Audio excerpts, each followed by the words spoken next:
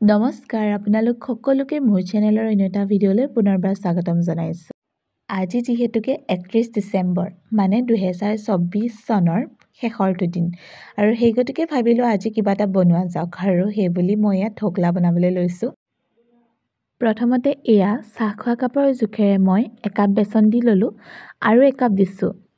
এতিয়া আকৌ কম হ'ব বুলি ভাবি মই আকৌ আধা কাপ বেচন দি লৈছোঁ।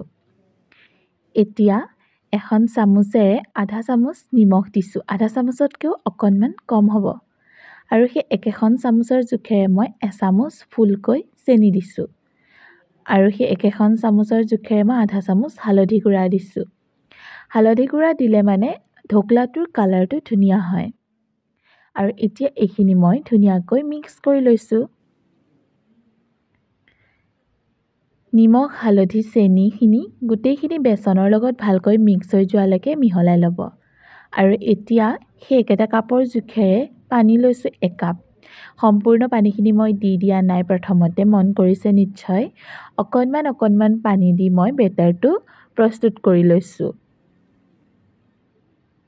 এয়া দেখিছেনে, মোৰ পানী অকণমান কম হোৱা যেন লাগিছে আৰু সেই গতিকে আৰু অকণমান দি লৈছোঁ। এনেদৰে পানী দি দি আপোনালোকে জোখটো নিজৰ জোখ অনুযায়ী আপোনালোকে গম পাবই কিমানখিনি পানী লাগিব। সেইদৰে আপোনালোকে এনেদৰে গোটেইখিনি সামগ্ৰী মিলাই ল'ব। এয়া মই খুব ধুনীয়াকৈ মিহলাই লৈছোঁ।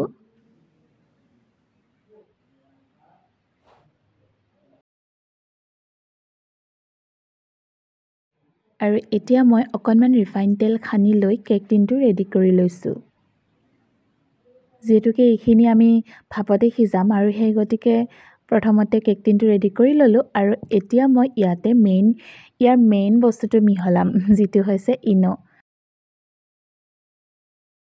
ইয়াত এপেকেট ইনো দি লৈছোঁ আৰু ইনো দিয়াৰ পাছত খুব বেছি সময় ইয়াক লৰাব নালাগে। মই ইনোখিনি মিহলি হৈ যোৱালৈকে অকণমান ধুনীয়াকৈ মিহলাই লৈছোঁ।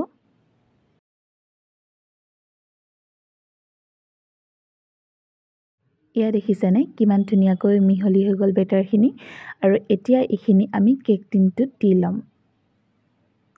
এয়া মই আগতে ৰেডি কৰি ৰখা কেক টিনটোত বেটাৰখিনি দি লৈছোঁ।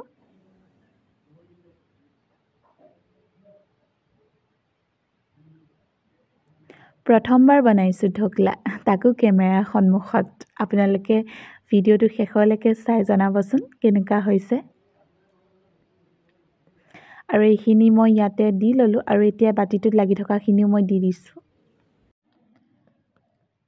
আৰু এয়া এটা কেৰাহীত অকণমান পানী দি ষ্টেণ্ড এডাল পাতি মই 10 মিনিটৰ কাৰণে প্ৰিহিট হ'বলৈ দিছিলোঁ আৰু এতিয়া 10 মিনিটৰ পাছত মই ইয়াতে কেক টিনটো পাতি দিছোঁ। এইখিনি এতিয়া মই 20 মিনিট সময় সিজিবলৈ দিম আৰু এটা চৰিয়ালৈ এনেদৰে ঢাকন লগাই দিছোঁ। আৰু দেখিছেনে গেছৰ ফ্লেমটো একেবাৰে ল' কৰি ৰাখিছোঁ আৰু এয়া 20 মিনিট পাছত মই চেক কৰিছোঁ, আমাৰ ঢকলাটো প্ৰায় ৰেডি হৈ গ'ল।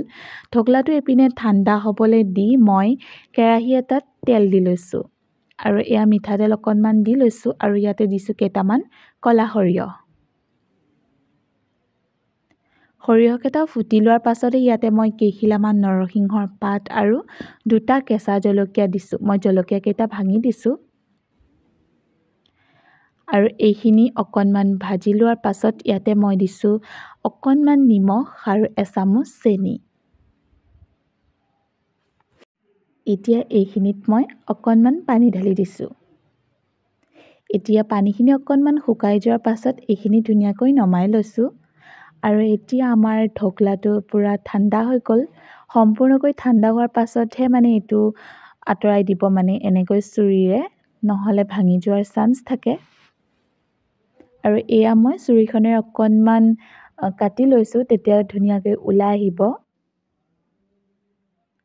আৰু এয়া কেক টিনটো অকণমান থপথপাই দিছোঁ, দেখিছেনে আমাৰ ঢকলাটো কি ধুনীয়াকৈ ওলাই আহিল আৰু কিমান স্পঞ্জি হৈছে আপোনালোকে দেখিছে নিশ্চয়। বলক এতিয়া তেনেহ'লে আপোনালোকক ঢকলাটো কাটি দেখাওঁ আৰু এয়া মই চুৰিখনত অকণমান ঘি সানি লৈছোঁ, তেতিয়া মানে কাটিলে চুৰিখনত ঢকলাখিনি লাগি নাহিব। আৰু এতিয়া মই ধুনীয়াকৈ নিজৰ জোখমতে ঢকলাটো কাটি লৈছোঁ।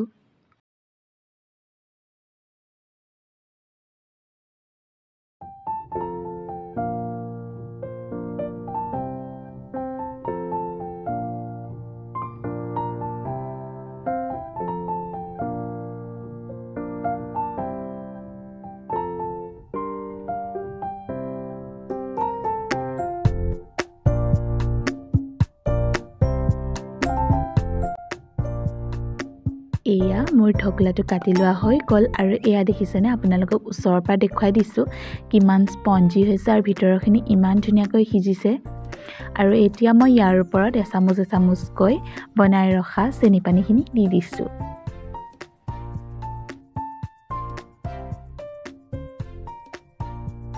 মোৰ দৰে আপোনালোকেও এনেকৈ ঘৰতে বনাই খাই চাবচোন, সঁচাকৈ প্ৰথমবাৰ বনোৱা মানুহৰো ভাল হ'ব।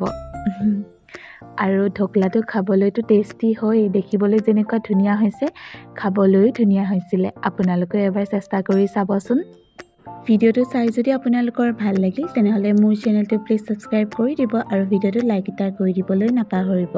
অন্য এটা ভিডিঅ'ৰ সৈতে আপোনালোকক আকৌ লগ পাম। আজিলৈ তেনেহ'লে আহিছোঁ, ভালে থাকিব সকলো, বাই।